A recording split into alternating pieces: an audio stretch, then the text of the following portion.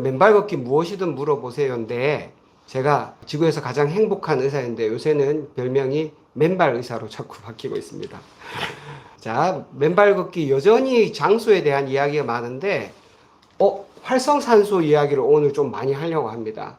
그 활성산소에 대해서 굉장히 좋은 질문이 있어서 활성산소, 우리가 맨발 걷기를 하고 나면 활성산소가 많이 해소가 되는데 그게 어떤 이야기인지 한번 자세히 살펴보고 장소, 통증, 내과적인 질환, 신경계 질환, 또 이상 반응 이런 거에 대해서 쭉 살펴보도록 하겠습니다.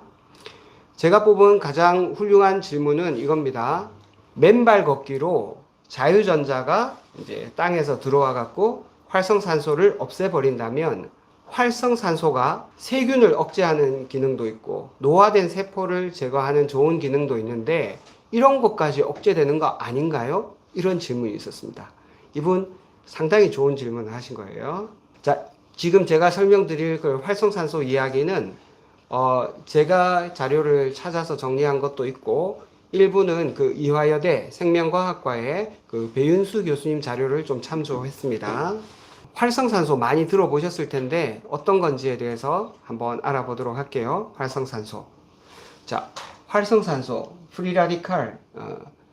이 활성산소는 암을 포함해서 뭐 피부 노화까지 그리고 심혈관 질환, 뇌졸중, 당뇨, 뭐 위염, 동맥경화, 이런 파킨슨이나 치매 같은 신경계 질환, 이런 다양한 그 질병들의 어쩌면 뭐 거의 만병의 근원이다 할 만큼 활성산소가 우리 몸에 그 해를 끼치는 게 엄청 많습니다. 자, 그 활성산소가 그러면 어떤 내용이냐? 원래 그 원소들은 보면 가운데 핵이 있고 그 핵 주변으로 이제 전자들이 모여 있는데 그 전자들이 이렇게 쌍을 이루고 있어야지 그 전자가 안정해지는 거예요. 근데 중간에 이렇게 쌍이 하나 부족한, 그러니까 외톨이 전자가 있습니다. 그러면은 마치 그 사춘기가 됐는데 왜 청춘들이 외톨이로 돼 있으면 뭔가 허전하잖아요.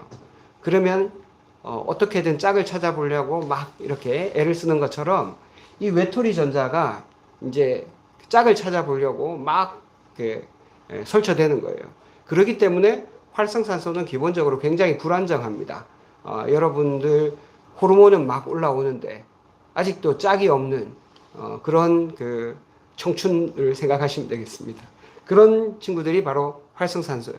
굉장히 액티비티는 강하고 뭔가 좀 불안정한 그런 그 산소들이 이제 활성산소라고 합니다. 그래서 이 활성산소가 불안정하니까 세포를 공격해가지고 결국은 그 세포가 DNA의 변형까지 일으킨다는 거죠. 자, 그런데 활성산소가 무조건 이렇게 다 나쁜 건가? 잘 보시면 활성산소는 어쩌면 불가피한 거예요. 우리가 산소를 들이마시고 그 산소를 가지고 에너지를 만들어내는 과정에서 어쩔 수 없이 다 나올 수밖에 없는 그런 그 부산물이기 때문에 활성산소가 없을 수는 없습니다. 대신 그 활성산소를 우리 몸이 잘 제거하도록 되어 있는데 그 제거하는 것이 잘 되지 않을 때 그럴 때 이제 활성산소가 너무 많이 쌓이면 문제가 되는 것이죠. 그래서 활성산소는 원래는 좀 좋은 기능도 있어요. 호르몬 분비라든지 또 세균을 억제한다든지 또 노화된 세포를 자연스럽게 청소를 해준다든지 그런 좋은 기능도 있고 또 새로 자라나는 세포들이 정상적으로 잘 자라날 수 있도록 돕는 그런 역할도 하거든요. 그런데 이게 너무 많이 쌓이면 아까 말씀드린 것처럼 세포를 공격해서 DNA가 변형이 되고 그래서 세포가 죽어가는 그런 일들이 생기고 질병이 생긴다는 겁니다. 원래는 지구는 그렇게 산소가 많은 산소가 있는 그런 행성이 아니었어요. 그런데 원시 시대에 한 25억 년 전에 시아노박테리아라는 박테리아가 생기면서 지구에 산소가 좀 생기기 시작했습니다.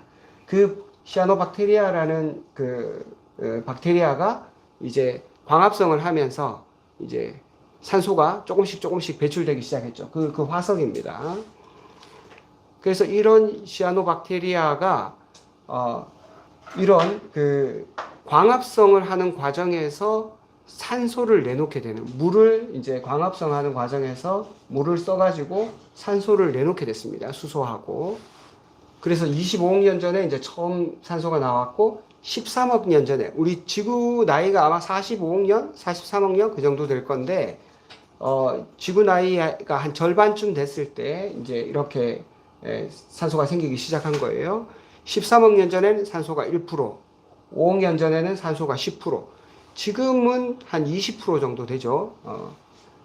6,500만 년 전에 처음으로 영장류가 등장했고, 한 500만 년, 700만 년이라고도 하고 500만 년이라고 하는데, 이때 대기 중에 산소가 한 21%까지 우리 지금하고 비슷한 그런 산소 농도가 된 겁니다. 산소가 그러면 왜 필요한가? 산소가 없으면 산소가 없어도 잘 살아가는 생물들도 있는데 특히 포유동물, 특히 영장류는 산소가 없으면 에너지 효율이 뚝 떨어져요. 산소가 없으면 에너지가 7개밖에 안 나오는데 산소가 있으면 포도당을 가지고 에너지가 32개, 거의 한 4, 5배 정도 되죠. 산소는 굉장히 효율적인 에너지입니다. 물론 이 과정에서 활성산소가 나오기도 하지만요. 자, 우리 동물 세포 안에는 핵이 있고 여기 미토콘드리아가 있는데 대부분 이거 그림 요렇게 그려놨죠. 이거 많이 본 적이 있으시죠? 자, 그런데 이 세포 안에 핵이 있다만 하고 미토콘드리아가 요렇게 지금 한 서너 개 있는 것처럼 보이는데 실제로는 미토콘드리아가 엄청 많습니다. 지금 이렇게 보면 핵이 대부분이고 미토콘드리아 조금인 것 같죠? 최소한 100개 이상 있습니다. 미토콘드리아가. 그리고 좀 활동을 많이 하는 그 세포 안에는 미토콘드리아가 몇천 개씩 있어요. 간세포 이런 데는 몇천 개씩 있습니다. 그래서 실제로 미토콘드리아는 이 세포하고는 완전히 구조 자체가 달라요.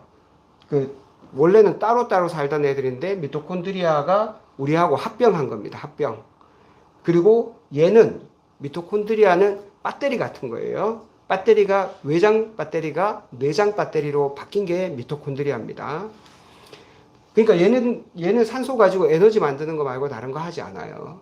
그 에너지를 가지고 얘가 돌아가는 겁니다. 그러니까 사람의 모든 DNA는 다 여기 핵 안에 있거든요. 물론 미토콘드리아도 자기 DNA가 따로 있어요. 서로 완전히 다른 개체입니다. 같이 공생하는 거예요. 그러니까 건조 중량으로 따지면 미토콘드리아가 이 세포 핵보다 더 많습니다. 그러니까 엄밀하게 말하면 우리 몸을 딱 수분을 빼고 딱 재보면 미토콘드리아가 절반을 좀 넘게 차지한다고 해요. 그러니까 우리 몸은 사실은 에너지 공장이다. 이렇게 봐도 과언이 아닌 거죠. 자, 이렇게 미토콘드리아를 만들어주는, 미토콘드리아가 이런 에너지, ATP를 만들어주지 않는다면 사람은 지금 같은 모습으로 전혀 살 수가 없습니다. 그리고 이런 에너지를 만드는 과정에서 전체 산소 소비량의 한 2% 정도가 활성산소로 만들어져요. 자, 그런데 정상적인 활성산소는 괜찮은데, 그럼 우리 몸이 처리하겠죠. 근데 요새는 워낙 많잖아요. 막 술, 담배, 그다음에 자외선, 오염물질, 그리고 스트레스, 비만, 우리가 너무너무 좋아하는 그런 맛있는 음식들, 이런 것들이 전부 다 활성산소를 만들고 있다는 겁니다. 그러니까 너무 과한 거죠. 정상적인 자연 상태보다. 그래서 항산화제가 이 활성산소를 제거하는 역할을 다 제대로 못한다는 겁니다. 항산화 능력도 그만큼 좋으면 좋은데 항산화 능력을 훨씬 초과하는 활성산소가 우리 몸에 들어오고 계속 축적되는 거죠. 그러다 보니까 이제 세포의 단백질이나 핵산 이런 것들이 산화되고 그래서 세포가 노화되고 암이나 대사질환, 치매 이런 것도 생기고 결국은 사람이 비실비실하고 죽게 된다는 거예요. 그러니까 이런 활성산소를 제거하는 게 우리 몸 안에도 있습니다. 이런 다양한 카탈레이즈라든지 SOD 같은 이런 효소들도 있고 외부에서 들어오는 항산화제도 있어요. 비타민 C, 비타민 E, 그리고 미네랄, 이때 미네랄은 아연이 굉장히 큰 역할을 차지하고요. 베타카로틴은 그 당근에 많죠. 그러니까 색깔이 진한 그 황색, 주황색 이런 그 음식들에 많은데 그런 베타카로틴이 우리 몸 안에 들어와서 비타민 A로 바뀌고 그것이 항산화제 역할을 한다는 겁니다. 이런 거 많이 먹으면 좋겠죠. 근데 비타민 A는 너무 많이 먹으면 독성이 있기 때문에 비타민 A는 너무 과하면 안 되고 내부 항산화제들은 우리가 잘 쓸 수 있으면 좋을 겁니다. 여기 글루타레독신이라고 되어 있는데 글루타치온도 요새 그 약으로도 쓰고 많이 나오죠. 그런 것도 굉장히 강력한 항산화제입니다. 미네랄 중에서 아까 아연 말씀드렸는데 셀레늄도 굉장히 강력한 항산화제예요. 자, 그러니까 활성산소 지수는 너무 적어도 안 되고 그러면 생명 현상이 떨어진다는 거고요. 좀 너무 많아도 안 돼요. 그러면 생명체가 죽게 되죠. 적당해야 되는데 우리 현대인들은 활성산소가 너무 많은 환경에서 살고 있다. 그래서 활성산소가 우리한테 병을 가져다 주는 나쁜 놈이라고만 생각할 게 아니라 조절만 된다면 좋은 역할도 한다는 거예요. 그래서 나쁜 활성산소는 지속적으로 생성이 되고 이런 단백질이나 핵산 이런 거를 산화시켜서 암을 일으키기도 한다. 근데 좋은 활성산소는 우리 외부의 침입자들을 막아주고 호르몬을 만들게 해주고 또 세포가 더 성장하고 잘 자라도록 도와주기도 한다. 이거 기억하시고 그러면 우리 몸 안에서 활성산소의 영향을 가장 많이 받는 곳이 어디냐? 외부하고 맞닿는 곳입니다. 그래서 피부를 포함해서 호흡기, 그 다음에 식도, 가장 많은 곳이 장이죠, 장. 장은 끊임없이 그 안에 세균들이 많이 살고 있기 때문에 세균의 숫자가 우리 몸의 세포 숫자보다 몇 배 더 많습니다. 적게는 3배, 많게는 10배라고까지 하는데 이런 세균들하고 계속 붙어 있기 때문에 장 점막 면역이 우리 몸에서 엄청 중요하고 그게 활성산소의 영향을 많이 받습니다. 그래서 장 점막은 언제든지 세균 또 걔네들이 만들어낸 독소 또 음식물 찌꺼기 이런 것들이 막 섞여 있기 때문에 이런 장내 세균을 우리가 잘 관리를 하지 못하면 사람도 비실비실 맛이 가게 되는 거죠. 그게 이게 실험으로 한 건데 지금 여기 파리입니다. 파리 정상 파리하고 요거 두옥스라는 게 이제 활성산소를 이제 제거하는 그런 유전자인데 그런 활성산소를 잘 제거하지 못하니까 파리 장 속에 균들이 엄청나게 많아지죠. 저기 보시는 것처럼 원래는 요렇게 요 정도 되는데 엄청 많아지는 거예요. 그러니까 이런 파리는 오래 살지 못하겠죠. 그래서 실제로 실험을 해보니까 이런 활성산소를 잘 제거하지 못하는 유전자를 가진 파리들은 금방 죽는다는 겁니다. 정상 파리는 이렇게 사는데 자 그래서 활성산소에 대해서도 우리가 두 가지 관점을 꼭 가지셔야 돼요. 정상적인 활성산소의 기능은 항산화제하고 균형을 이룰 때 우리 몸이 더 건강하고 잘 자라게 되는데 그러지 못하면 항산화제가 너무 부족하고 활성산소가 너무 많아도 안 되고 항산화제만 너무 많고 활성산소가 너무 적어도 안 된다는 겁니다. 자, 이거 여크-더슨 그래프라는 건데 이게 이제 스트레스가 너무 많다. 그리고 이거는 얼마나 잘 사는가, 좋은 성과를 내는가 하는 건데 스트레스가 너무 적어도 성과가 별로 없고 너무 많아도 효과가 없다. 적당한 수준이라야 된다. 자, 이거를 활성산소에도 그대로 얘기할 수 있습니다. 여크-더슨 커브가 스트레스나 운동, 활성산소도 마찬가지입니다. 너무 적어도 안 되고 너무 많아도 안 된다. 그래서 가장 우리가 행복하고 건강하게 살려면 적당한 정도의 활성산소가 필요하다. 그리고 스트레스가 근데 대체로는 좀 많죠, 우리가. 스트레스는 너무 많고 운동은 너무 안 하고 이게 우리 문제니까 활성산소도 잘 조절하면 좋은 친구로 살 수 있다. 그러자면 활성산소를 우리 몸 안에 들어오는 거는 최대한 좀 줄이고, 요새 너무 많으니까. 그리고 그 항산화 능력은 좀 키우고 밸런스를 유지하면 우리가 더 건강한 삶을 살 수 있다. 이렇게 말씀드릴 수 있겠습니다. 자, 이 활성산소를 아까 그 질문자의 질문에 다시 한번 답변을 드리면, 현대인들은 활성산소가 대체로 너무 과합니다.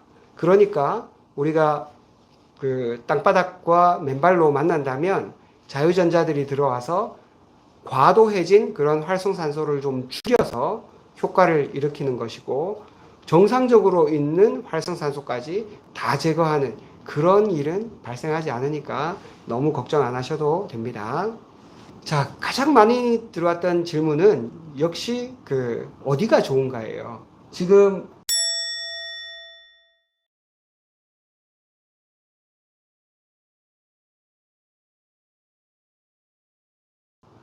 흙으로 된 하우스 안에서 걷고 있다. 하우스 밑바닥에 시멘트로 이렇게 해놓지 않았다면 당연히 이것도 그 효과가 있겠죠. 그 다음에 야자 매트 위에, 이것도 저번에 말씀드렸는데, 야자 매트 자체가 접지가 되는 건 아니지만 땅바닥에 깔아 놓으니까 이 흙하고 막 뒤섞여 가지고 야자 매트 위에서도 접지 효과가 있더라고요. 이거는 제가 지난주에 앞산 공원에 가가지고 야자 매트 깔아 놓은 데서 직접 확인해 봤어요. 접지가 됐었습니다. 그 다음에 흙길에서 제자리 걸으면 괜찮죠. 접지는 다 괜찮습니다.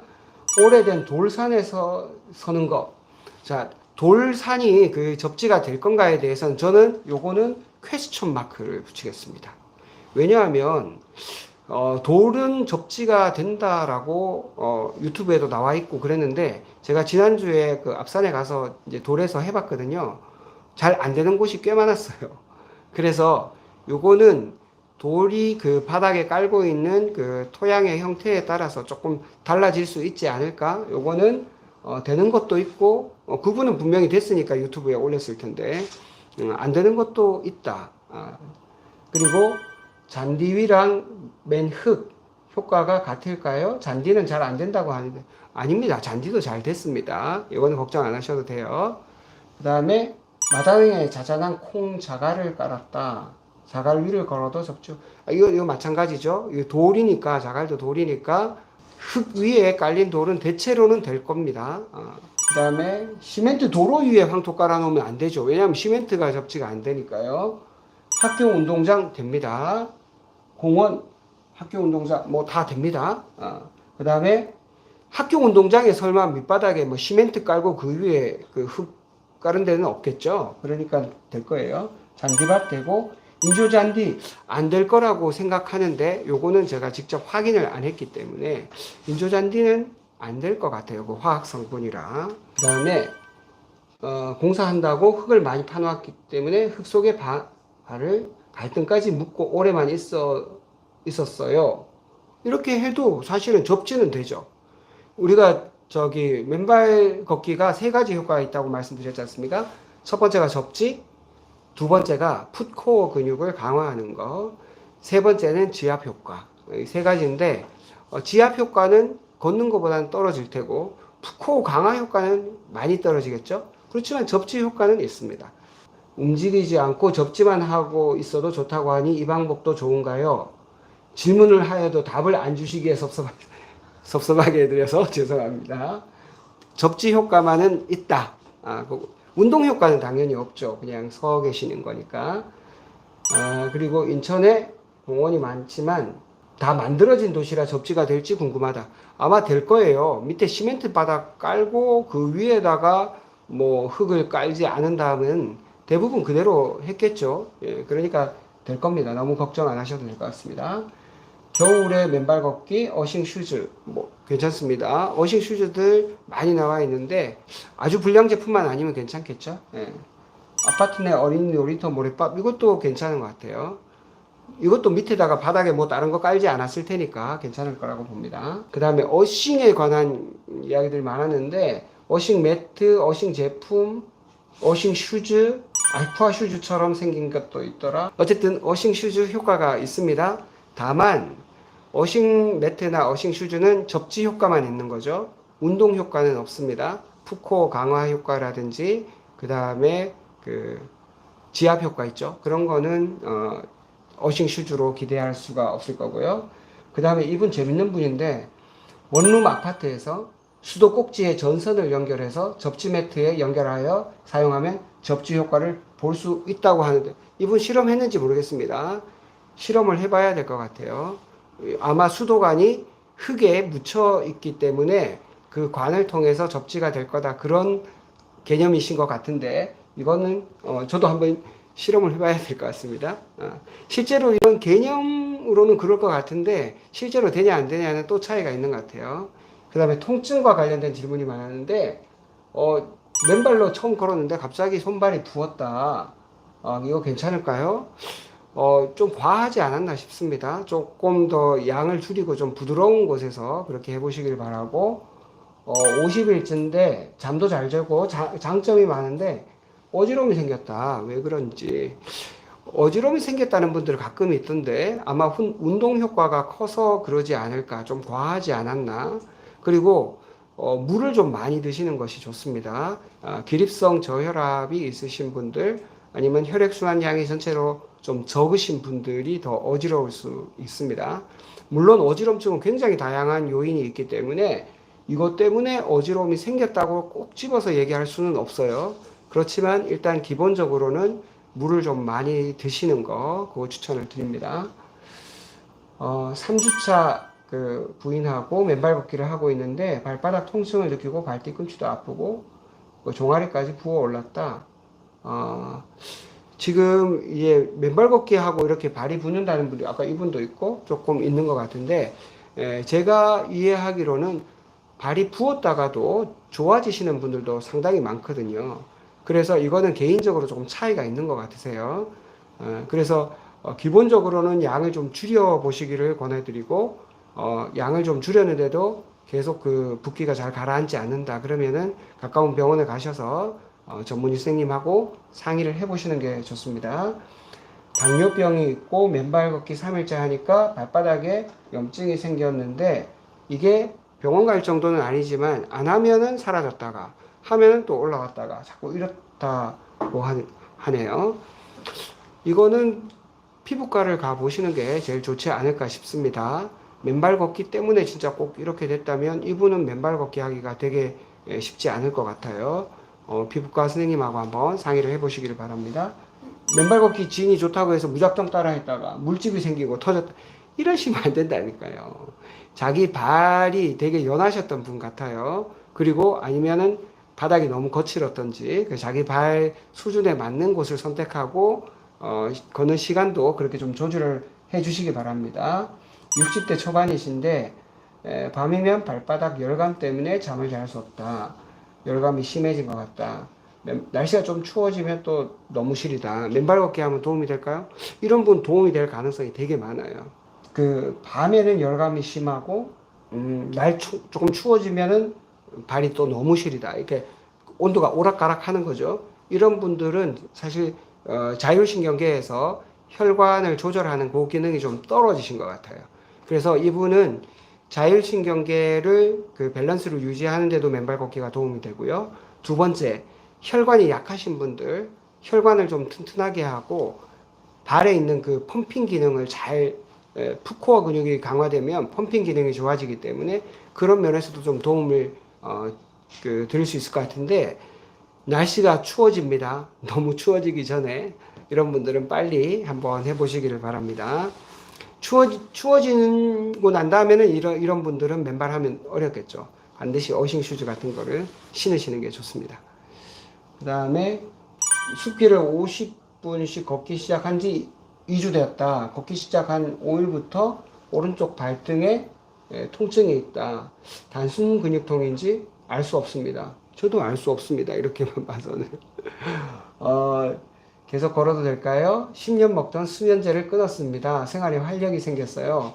그러니까 이분은 계속 하고 싶은 거예요. 하고 싶은데 발에 통증이 생겼기 때문에 계속 해야 될지 고민스러우신 것 같은데 가까운 병원에 찾아가셔서 한번 의사 선생님하고 혹시나 거기 다른 문제가 있는지 또는 뭐 혈액순환이 안 될 만한 그런 문제가 또 있는지 한번 살펴보시고, 제가 아는 분은 2달 동안 일했답니다. 2달 동안 일했는데 계속 해가지고 자기는 뭐 끝장을 본다 이렇게 해서 2달 지나고 나니까 그때부터 좋아져서 지금까지는 너무 좋다고 하던데, 그렇게까지 무리하게 계속 해보라고 권하고 싶지는 않고, 가까운 병원 가셔서 한번 그 진찰을 받아보시고, 양을 50분을 뭐 20분이나 30분을 줄인다든지, 숲길이 조금 난이도가 높으니까 좀 부드러운 모래사장을 선택하거나 황토길을 선택하신다든지 해서 난이도와 시간을 좀 조절을 해보시고, 그래도 계속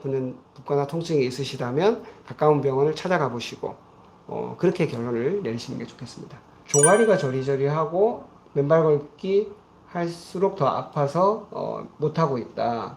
하루 1시간씩 걷다가 6개월을 했는데 종아리가 걷지도 못하고 서지도 못하는 증세가 왔다. 많은 노력으로 예전에 20년 전에 이렇게 맨발 걷기를 하셨는데 그때 많이 좀 힘들었는데 좋아졌다가 다시 또 하니까 또 그런 증상이 생기네요. 자, 진짜 이런 분들은 이런 말씀만 듣고 예전에 한번 했다가 고생하셨는데 이제 좀 좋아졌는데 또 해야 될까? 이런 분들 진짜 고민이긴 하겠습니다.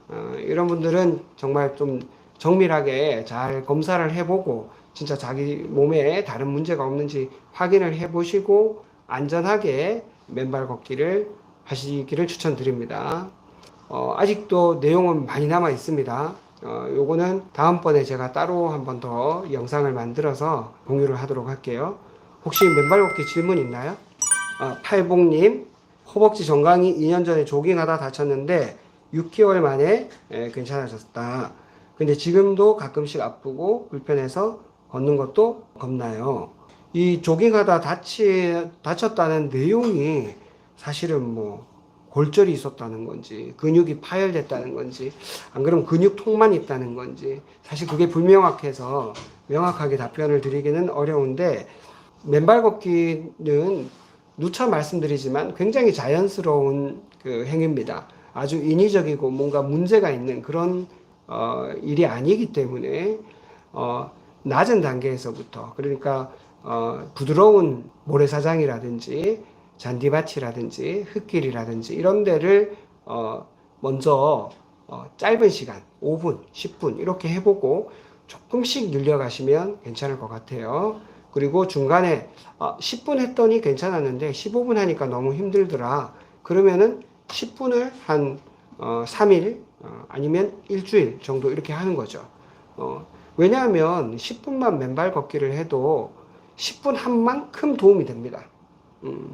잠도 조금 더 잘 주무시게 되고 마음도 조금 더 편하시게 되고, 그렇기 때문에 조금이라도 하실 수 있다면 저는 하시라고 권해드리고 싶어요. 소연님이 발에 집중하려면 고개를 자주 숙여야 할 것 같은데 목 디스크, 충분히 이런 걱정을 하실 수 있겠네요. 근데 우리가 발에 집중한다고 해서 땅바닥에 동전 줍는 것처럼 그렇게 숙이지는 않습니다.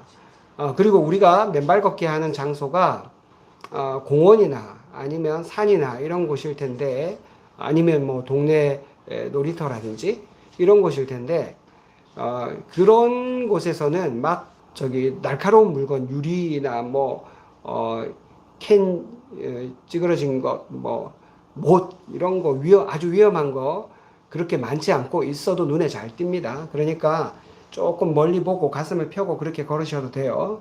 바로 코앞에 있는 것만 보지 말고 약 한 5m, 10m 정도 앞에를 보고 그렇게 걷는다고 생각하시면 바로 이렇게 고개 숙여가지고 목 디스크가 심해지거나 그러진 않을 것 같아요.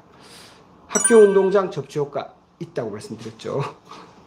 발가락 관절염에는 어떨까요? 20분씩만 해요. 관절염 진통제를 먹고 있습니다. 발가락 관절염 가급적이면 부드러운 바닥을 추천드리고 싶어요. 발가락 관절염 상당히 곤란한 병이거든요. 치유가 잘 안 되고 손가락 관절염보다 발가락 관절염이 더 어려워요. 왜냐하면 우리 몸을 늘 지탱해야 되니까 이 관절에 부담이 안 가야 그 관절염은 좋아질 텐데, 관절에는 발가락 관절은 서기만 해도 계속 부담이 가니까. 그런데 발가락 사이사이 근육이 튼튼해지면 발가락 관절염도 좋아집니다. 그래서 장기적으로 꾸준히 하시기만 한다면 발가락 관절염도 더 좋아질 것이라고 저는 그렇게 봅니다. 맨발 걷기 후에 왼쪽 발등이 아프네요. 일단은 자꾸 붓는다, 또 어지럽다, 아프다, 내가 원하지 않은 그런 효과가 계속 나타난다면 두 가지입니다. 첫 번째는 걷는 시간을 줄이시거나 두 번째는 걷는 곳을 조금 더 부드러운 바닥을 선택하시고 난이도를 낮추시는 것이 좋습니다. 그렇게 해보고도 안 되면 병원에 가셔서 전문의 선생님하고 꼭 상의를 해보시도록 하세요.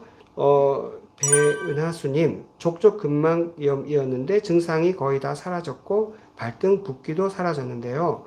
족저근막염과 당뇨병은 맨발 걷기 하지 말라고 하는 뉴스를 봤어요. 그러니까 이런 것들이 단편적인 지식이랍니다. 그러니까 그 뉴스에서 하시는 분들도 이거 본인들이 다 하고 하는 분들 잘 없습니다. 그렇다더라 이렇게 얘기하는 분도 많아요. 그리고 의사들의 얘기도 다 마찬가지입니다. 의사들은 부작용 생기는 걸 엄청 두려워하고 굉장히 피하는 경향이 있어요.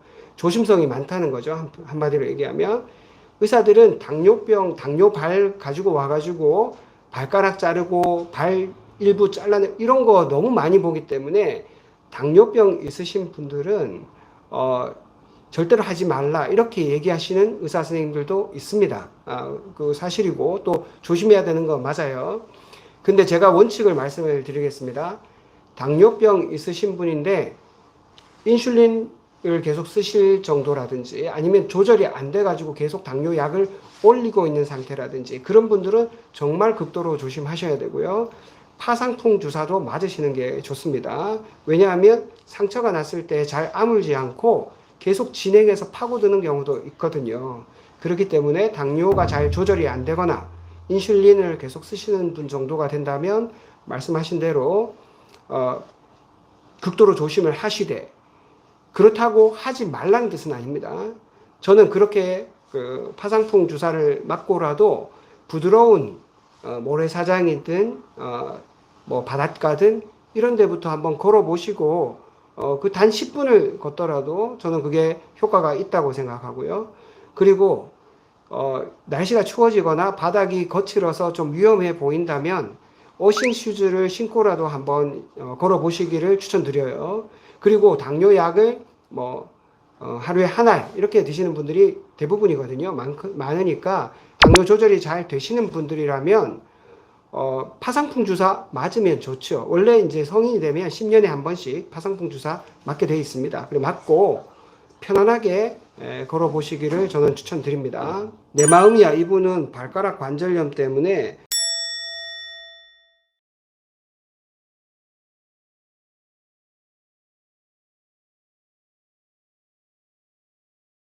인조잔디밭 어싱 됩니다. 아까 했잖아요. 내 마음이야 이분은 발가락 관절염 때문에 대구에 사시는 분이군요. 대구에서는 잘 알지 못하는 것 같아서 서울 아산병원까지 갔는데 젊은 나이에 계속 통증이 있는데 어려운 질병 맞습니다. 조금씩만 그렇게 해보시기 바랍니다. 이 닉네임이 좋으시네요. 내 마음대로 하시되 조금씩만. 자, 그 다음에 이숙님 60대 초반이시고 밤이면 발바닥 열감 때문에 잠을 설친다. 참 이분 아까 그분하고 되게 비슷하네요. 밤이면 열감이 심하고 찬바람 불면 발이 너무 시리다. 그래서 황토길 맨발 걷기가 좋다 해서 지금 20일 정도 1시간씩 매일 걷고 있습니다. 잠은 잘 오는데 열감 시리는 거는 그대로인 것 같습니다. 꾸준히 맨발 걷기 하면 도움이 될까요? 실제로 도움을 받은 사례들은 많습니다. 그런데 이게 사람마다 다 차이가 있기 때문에 이게 100%냐? 그렇게 말씀드릴 수는 없죠. 그렇지만 잠을 잘 주무시는 것만 하더라도 굉장히 좋은 도움이 되시는 거니까 꾸준히 해보시길 바라고 어쩌면 이분은 20일 만에 효과를 보지 못했더라도 200일 하면 또 효과를 볼 수도 있지 않을까요? 저는 그거 기대해 봅니다. 은하수님이 엄마가 84세이신데 허리 디스크 협착증, 무릎 연골도 많이 달아서 잔디 위를 살살 걷고 계시는데 도움이 되십니다. 그 잔디밭 또는 그 모래사장은 무릎 관절염 있으면 힘이 좀 많이 들어가서 조금 불편하실 수 있겠습니다. 모래사장보다는 잔디밭 정도가 괜찮으실 것 같고요. 도움이 되실 겁니다. 신가족님, 열심히 해보세요. 저도 사철 발 열감 때문에 고생했어요. 지금은 맨발 걷기 후 열감이 없어졌어요. 이런 분들이 있다니까요, 진짜. 그러니까 그 사람 몸이라는 게 뭐 100%라는 게 있을 수는 없지만 그래도 이렇게 좋은 효과를 보셨던 분이 있고, 이게 뭐 돈 들여서 병원 가가지고 약을 사 먹거나 무슨 주사를 맞거나 이런 게 아니잖아요. 맨발 걷기 그 자체만으로도 굉장히 사람을 행복하게 해주는 그런 좋은 효과가 있으니까 네, 행복하려고 한다. 그러다 보니까 건강도 같이 좋아졌다. 이게 제일 좋은 것 같아요. 건강 좋아지려고 했는데 이거 왜 안 좋아지냐 이렇게 하지 마시고. 그 다음에 새벽이님, 지난 주말 학교 운동장 맨발로 걸어보니 한 바퀴 돌고 멈췄습니다. 작년 11월에 무릎 시술을 했었어요. 무리하면 지금도 약간 붓기가 있어요. 맨발 걷기 지난 11월이면 거의 한 10개월 가까이 지나신 건데 10개월이 지날 동안 아직까지 계속 붓기가 있다면 이거 뭔가 문제가 있는 겁니다. 이거는 우선 무릎 관절 안에 염증이 있거나 연골이 찢어진 부분이 아직 계속 자극을 하거나 아니면 무릎을 지탱해주는 근육과 인대가 있어요. 그런 인대나 근육이 약해서 그럴 가능성이 많습니다. 허벅지 근육이나 엉덩이 근육이 약하잖아요. 그러면 우리가 발이 바닥에 딱 닿을 때 무릎의 충격이 훨씬 큽니다. 엉덩이가 빵빵하고 허벅지도 빵빵하고 이런 분들은 무릎의 충격이 훨씬 덜 하거든요. 그러니까 이런 분들이라면 엉덩이 근육을 강화하는 운동, 그 다음에 허벅지 근육을 강화하는 운동, 이런 거를 좀 충분히 하시고, 이 맨발 걷기는 좀 부드러운 곳에서, 지금 이거 몇 분 하셨는지 모르겠어요. 학교 운동장 한 바퀴 같으면 아주 많지는 않을 것 같은데, 조금 학교 운동장도 이제 조금 바닥이 거치니까 좀 부드러운 곳에서 한 5분, 10분에서부터 시작해서 조금씩 양을 늘려가시면 좋지 않을까 싶습니다. 인조 잔디밭 어싱 됩니다. 아까 했잖아요. 이거는 안 될 것 같은데 제가 나중에 확인해 보겠습니다. 그 다음에 맨발 걷기 70일 되는데 갱년기 불면증 사라지고 족저근막염 사라지고 살도 3kg 넘게 빠지고 몸이 많이 가벼워졌습니다. 감사하다고. 이거 얼마나 좋아요. 이거를 우리가 만약에 어디 병원 가서 이런 거 치료하려고 해보세요. 약도 많이 먹어야 되고 얼마나 힘듭니까? 그런데 이게 다 지구가 우리한테 주는 혜택이라는 거예요. 우리가 지구를 두려워하는 마음으로 발이 다칠까봐 신발을 신기 시작했는데 그 두려움만 조금 내려놓으시면 여러분이 이런 혜택을 돈 하나도 안 들이고 병원 안 가고 약도 안 먹고 해결할 수 있다니 얼마나 좋습니까? 여러분도 맨발 걷기 안전하게 꼭 한번 해보시길 바랍니다. 저는 다음 주에 9시 10분에 다시 또 찾아뵙도록 하겠습니다. 더 좋은 건강 정보로 여러분의 지구별 여행을 재미있게 소풍처럼 즐길 수 있도록 돕는 맨발의사 김정훈이었습니다. 감사합니다.